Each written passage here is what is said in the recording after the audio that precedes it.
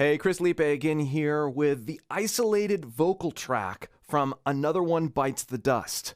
Freddie Mercury, Queen. I'm so excited for this one. It's really fun to hear these vocals, just the vocals. And I think this is one of Freddie Mercury's best performances out of all of Queen. I mean, he's high, has the appropriate amount of grit and intensity, he's agile, and even in the original recording, you can hear a lot about the performance because unlike some other Queen songs, which I enjoy also, it's not as layered. So the performance of the vocal really comes through.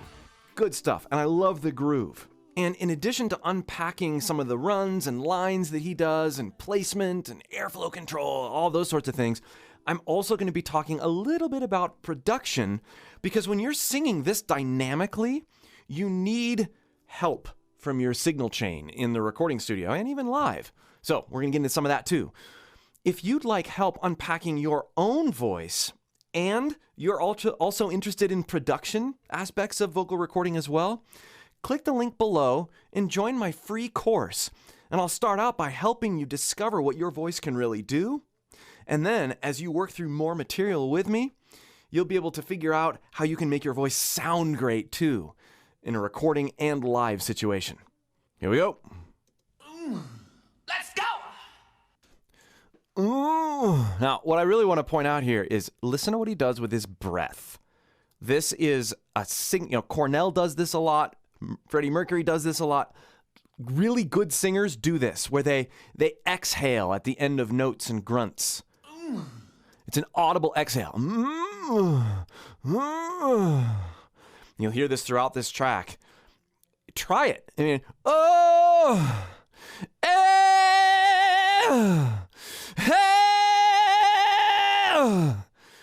there's this closure that happens, this warmth that happens when you do that. And then, of course, here, let's go! You hear it again. And let's go! Let's go! A little more subtle there. Okay, let's also talk about Steve walks barely down the street with the brim pulled way down low. Basic signal chain. Now, in order to be and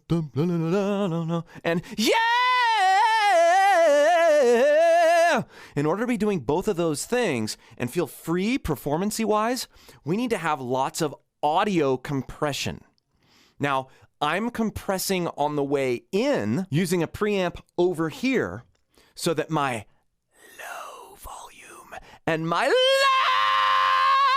loud volumes are about the same. But I also compress again, and this is not a crime. In fact, lots of recording engineers do this. I compress again when after I've recorded. And so I've got recording on the way in and then recording as I'm listening back. Here's what I'm doing. And you can hear the reverbs I've selected as well. I'll turn off the reverbs for now. But you can see here, when I am talking, I'm whispering, the compressor is acting, but it is, and this is the compressor right here, it is also acting more when I get louder. More. But it is almost always acting. So I have chosen a threshold here, right here. I've chosen a point at which I always get to, minus 13-ish dB, for the compressor to start acting on my voice. And then I've chosen a ratio, which is basically how much it's acting on the voice. So that's what a ratio is for a compressor. So for every 3.5 dB, for every 3 units that my voice goes up, it will only allow my voice to go up 1. Once it reaches a threshold of minus 13 dB. And the attack and release are how fast. So threshold is at what level, attack or ratio is how much, and attack and release are when. After that, you just want to start playing with the compressor, but this allows you to not kill people with your ears when you are soft versus loud. Okay? keep that in mind. Now let's look at basic reverb for what he's doing. We've got two flavors. One is an early reflection sort of reverb, and I have this labeled as room, a medium room. It almost creates this sort of slap effect. And you hear some of this more towards the end of the song when he's doubling. But I've got the time, it's a very short, and I've got no pre-delay. So the reverb acts right away. And if you notice, it's very mono sounding. This is indicative of older recordings, but it's not only indicative of older recordings, a lot of newer recordings use it too, because it creates a sheen over the vocal cords in the same vocal cords over the vocals, in the same space in the mix, and leaves room for other things. Then we've got a hall reverb, which I'll turn on here. Hey, which is a longer sound. I'll bring that up with just a little. Hey, ha. So you can hear the difference. There's no hall. Well, it's not a hall. It's actually something different. I'll show you in a minute. We've got both acting, and both are pretty much mono. Hey, You hear that space, but you hear it localized. That's key. So if we go to I have it labeled hall, but it's actually not a hall. It is a small plate, a plate reverb. This is a model of a plate reverb, obviously, but it's got a little bit more, I don't want to say pitch to the reverb, but kind of. It's a bit more metallic sounding than other reverbs. It's used, they used to have these big boxes with plates in them that shimmered. So I'll be going back and forth on that signal chain a little bit as I demonstrate certain lines and have fun over the instrumental track. But I wanted you to get a sense for that. That is part of the reason that Freddie Mercury's vocals sound the way they do. Yes, he's an amazing performer, but this stuff, the production aspects really add. Ain't no sound but the sound of his feet. Machine guns ready to go. Now, right here. Sound of his feet. Sound of his feet. Sound of his feet. Let's do it with some reverb. Sound of his feet. Machine guns ready to go. Notice how he speaks this one here. Machine guns ready to go. Machine guns ready to go. And has that wonderful exhale again. Are you ready? Hey, are you ready for this? Are you hanging on the edge of your seat? It's so conversational. Are you ready? Hey, are you ready for this? Are you ready for this? Are you ready? Hey, are you ready for this? And then he's got that neat exhale. It's almost a separate syllable. Seat. Seat. Out of the doorway, the bullets rip to the sound of the beat. Now, this was fun to hear. I like this. I don't know if this was present in the original record. It sounds like it was, where it's almost like he was gonna say something sooner and stopped saying it. But, oh, what a fun thing to hear. Out of the doorway, the bullets rip to the sound of the beat. Yeah. Sounds like it was cut off, but it doesn't look like it was cut off, right? Maybe that's the effect, the reverb effect that's on it. So cool. To the sound of the beat, yeah. To the sound of the beat, yeah. Neat articulations going on there. I'll lose the reverb for a little bit. Another one bites the dust. Another one bites the dust. Another one bites the dust. And another one gone. And another one gone. Another one. So those exhales, it's such a huge part of this performance. Another one bites the dust. And if you put the reverb on, I bet he recorded with reverb. Another one bites the dust. Dust. That pent up energy. It's percussive. He's being a rhythmic artist here. Hey, I'm gonna get you too. Another one bites the dust. Some doubling there. Another one bites the dust. How do you think I'm gonna get along without you when you're gone? Okay. Now, here's where he starts going up. And he's got a high chest voice. A lot of what I do when I sing Freddie Mercury or some of these higher singers is I'll go into a mixed voice, which sounds a bit thinner, but it's possible to mix your voice so that it is a chestier mix. And there's no better way to learn that feel than by studying Freddie Mercury.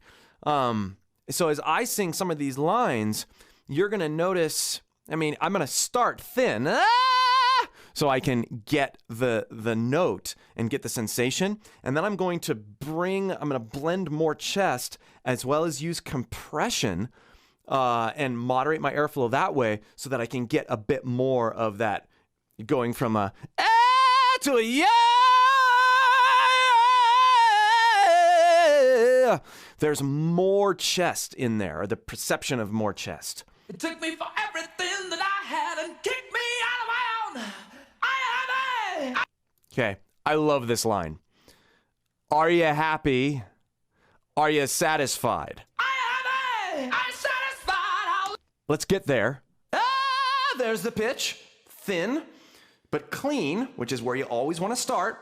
And then notice his vowels here. I'm satisfied. Are you happy? Happy! It's almost happy. E and consonants. It's not happy, happy. And happy. It's like he's shouting, across the street at someone. I'm satisfied. And he's got that nice grit. He's holding back air in his upper chest. For me, that's a mixed note. If I try to do that all chest, it sounds too strained. So for me, it's about getting the balance. Are you happy? Are you happy? Are you satisfied? There it is. Are you happy? Are you happy? Are you satisfied? And getting that compression balance right so that it still sounds like me, it still sounds free, it still sounds gritty, but I don't have as high of a chest resonance as Freddie. Oh, I love that line. Now listen how he goes up and then it's rippa, rippa. His voice breaks.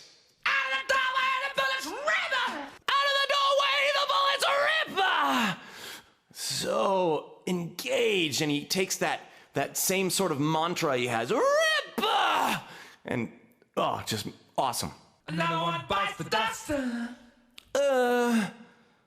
Another one bites the dust. And another one gone. And another one gone.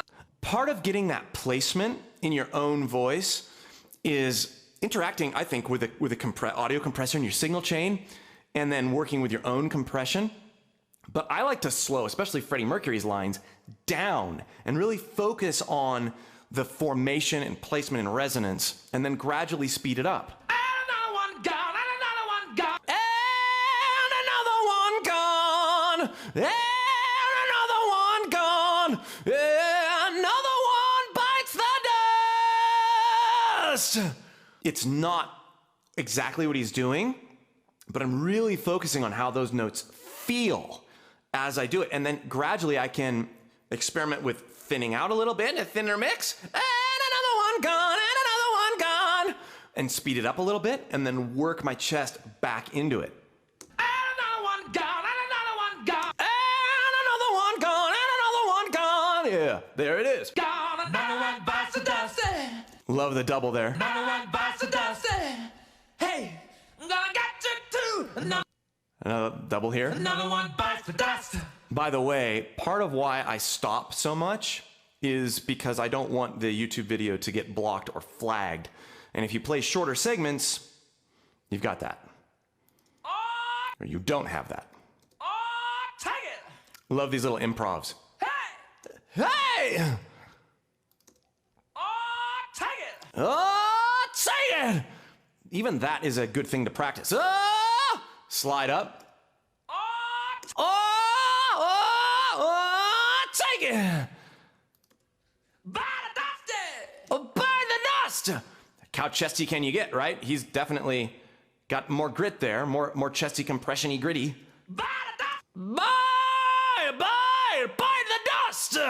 Yeah. Hey. More awesome improv. Another one bites the dust. Another one bites the dust. Ow! Another. I love this section. It's so improv-y, so rhythmic, and it includes one of my favorite runs. Another one bites the dust. Hey, hey. Another one bites the dust. Here it is. Hey,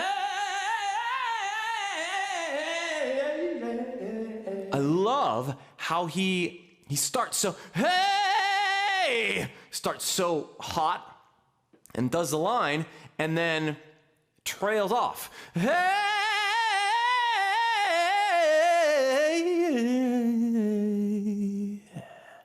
cool stuff. I'm going to improv over this a little bit and just get in the groove. And the essence of a lot of what Freddie Mercury does, and you can see it in his live performances, he grooves. And this song is a huge example of that. So for us, sometimes it's less about hitting the notes exactly right and more about getting in rhythm and learning how to improvise a little bit. And that's what's so fun about singing along with these sections. Hey, hey, another one bites the dust. Another one bites the dust. Hey, hey, another one bites the dust. Another one. Hey, yeah. Ooh, yeah.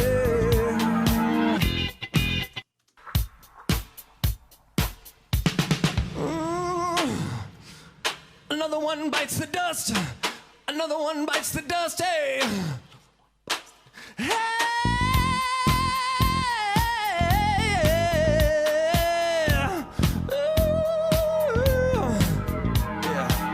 So letting yourself be free and improvise a little bit and change some things up and being okay with things not being perfect.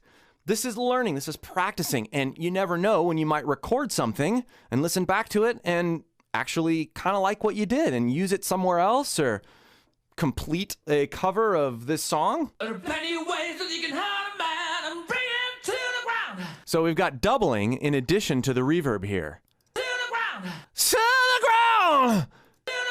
Ground, ground. He's very ground. Gets very nasal on some of the endings of those words. And this is something that he does. You know, you hear it in other songs in different ways, but he's got that ability to change his tone so well. You know, mama, ooh, ah, ooh, ah. And you can hear that here as well. To the ground. To the ground. To the ground. To the ground. Ground. Oh, yeah. Not afraid to play within one phrase or one word. I like that there's not a lot of pitch here. You can beat him, you can cheat him, you can treat him bad. And then he gets into that. Oh, or other pitch. Treat him bad, leave him. Treat him bad. You can, yeah, but it's a get the rhythm, get the groove, and then nail him with bad. I like that part. Down, yeah, down. To be a little bit more extreme with it, but down. Very nasal. Down, yeah, down. Clean it up. Down, yeah. I'm ready. Yes, I'm ready for you. I'm standing on my own to be. Ah, I love that. To feed. There's this crack that happens. He goes into his head resonance there. Feed. I like the two different harmonies. It's a subtle harmony. I didn't ever really hear that, I don't think, on the original. So, yeah. So, no one bites the dust. Dust. Another one bites the dust. Every one of his exhales is different and engaging. So there, he's got the, and then he's got a little improv thing.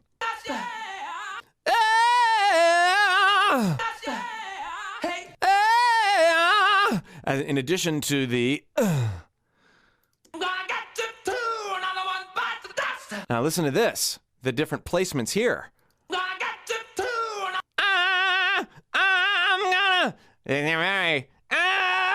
Put some compression and grit in there. Of course, I'm exaggerating. And then he evens out.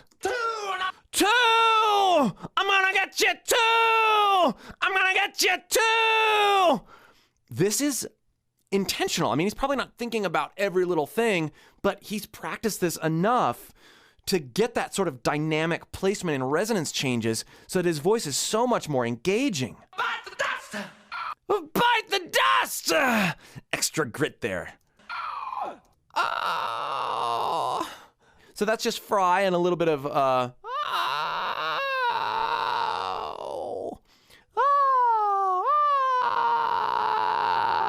fry out of a falsetto or head voice note.